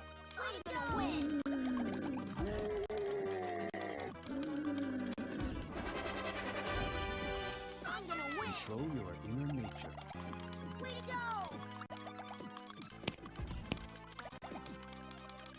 This is terrifying to watch, I'm not gonna lie. I think I need to create a new rating.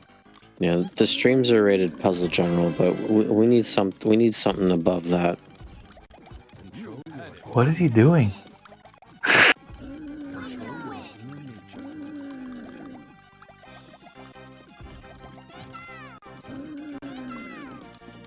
Yeah, I have no clue why Tetrisattakr isn't resetting here. Bruno's not topped off, he has no blocks, and sure enough, he resets. He says, he doesn't know what he's doing either. He's focusing more on not dying at that point, I guess, than looking at the other player's screen.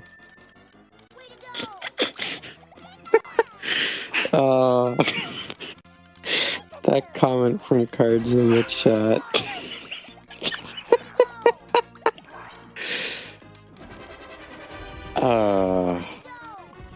You know what? I'm not going to repeat it because that'll teach anybody who watches the VODs that you should catch them live on the Twitch. It's a good one. Alright, we are on Gary though.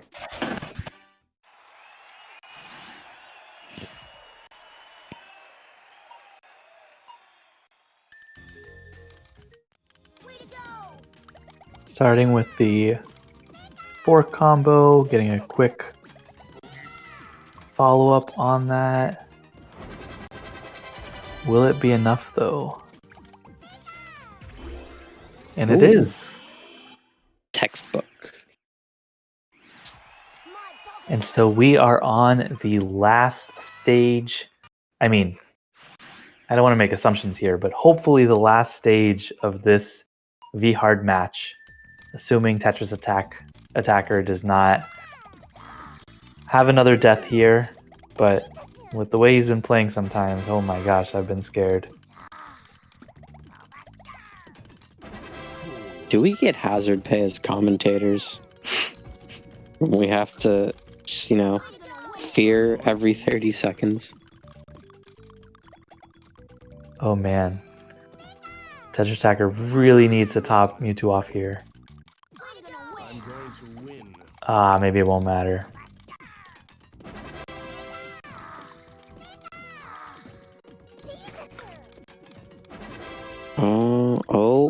Oh, come on.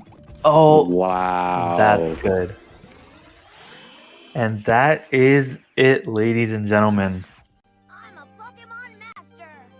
Tetrisattakr finishes in around 24 minutes. Unfortunately, not good enough to take another game off of FFRPro, but we saw greatness from FFRPro's side, and we saw Halloween, fear, a little bit of scariness, but also some greatness from Tetrisattakr side. And yeah, we end with a 3-1 victory in FFRPro's favor. Gotta say, Tetrisattakr is a master of playing on the very, very edge.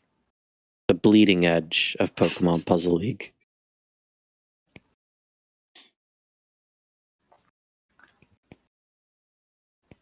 But at the end of the day, all about the Pokeballs. It seems that FFRPro has 3 lit up Pokeballs to Tetrisattakr 1 lit up Pokeball. And if I may cut in, guys, that was first off, I could not resist that little reference I made, but more importantly, gotta make it super duper official. Just like this, FFRPro21 taking this winners quarterfinals matchup over Tetrisattakr 3-1. It was quite the show to see. from both sides, with FFR putting up stupid fast runs, and then Tetrisattakr getting the personal best out of the deal. So definitely some good shows all around. Let's take a look at the brackets to see what this impacts. And yes, with that win, FFR will be taking on Tamian in the S-Hard round of winners semifinals. Meanwhile, even though it was a good show from TA, he will be falling down to the losers bracket, and we'll have to go through one more V-Hard round against Lightning in order to get to the S-Hard rounds. So, our next matchups are set with Tamian, FFRPro, and myself and Ty in winners. And in the losers bracket, I Like Being Smart versus Foxy, and Tetrisattakr and Lightning. This is going to be quite the matchup. This is going to be quite the week coming in for us next week when we broadcast all of these matches, dealing with V-Hard and S-Hard at the same time. The matches are only going to get more and more and more crazy. So guys, what did you two take away from what we saw today? The crazy stuff we saw today. Foxy, let's start with you.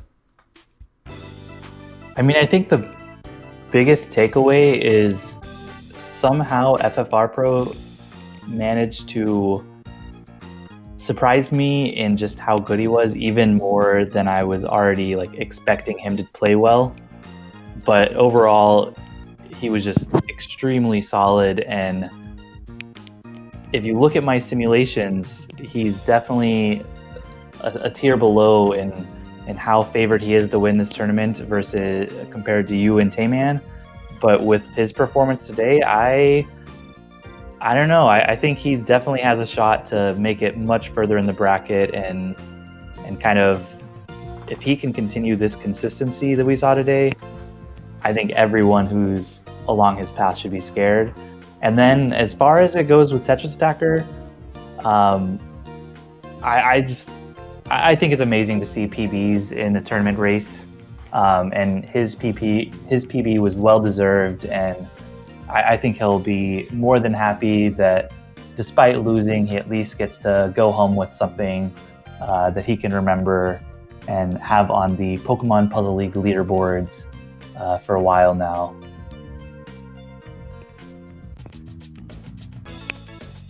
And how about Aries? What did you take away from this match? I'll keep it short and simple. FFR, you deserve a nap. Go take one. And Tetrisattakr, you terrify us, but you're still playing really well. So you're going to be even more terrifying if you just tweak your gameplay a little bit. And you'll come back with a vengeance in that loser's bracket. Oh yes. Do not be afraid to raise your stack, I think, is one of the biggest overall messages we can take from that match. And there's certainly be more opportunities to observe that lesson as we go into our next week of the matches, featuring not only S-Hard bracket matches in winners semifinals, but also the first round of the losers bracket still playing in V-Hard. And at the moment, we do have one match scheduled in that losers bracket, and it is our own Foxy Man taking on I Like Being Smart. That is currently scheduled for Wednesday at 8:30 p.m. Eastern, and we will effort ourselves to bring you that match live as it happens here on Puzzle General, so you will not want to miss that. Foxy, how much are you looking forward? Maybe not be the best word, but how much are you what are you hoping to get out of this matchup besides the win, obviously? So, like, I'm not gonna lie, I've grinded quite a lot for this tournament, and the biggest thing that I've grinded for this tournament is S-Hard. And so, like, really what I'm hoping for is to be able to get my turn to play S-Hard and play against just all of the other competitors in that mode. And so really I'm just hoping and praying that I can make it out of the V-Hard void. But I know that I Like Being Smart is playing really well. The number 8 seed barely making it into the bracket stage means nothing about her skill, because she has potential to kind of put up great times, and I know that, and it makes me more fearful to play her than to play in V-Hard than to play almost any other match in this tournament.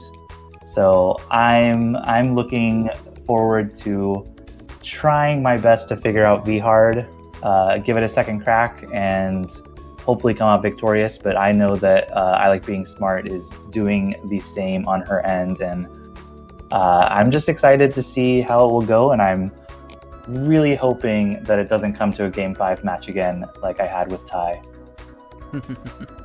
Well, that is so far the only match that we have scheduled in the next rounds, and you never know if other matches will get scheduled before then.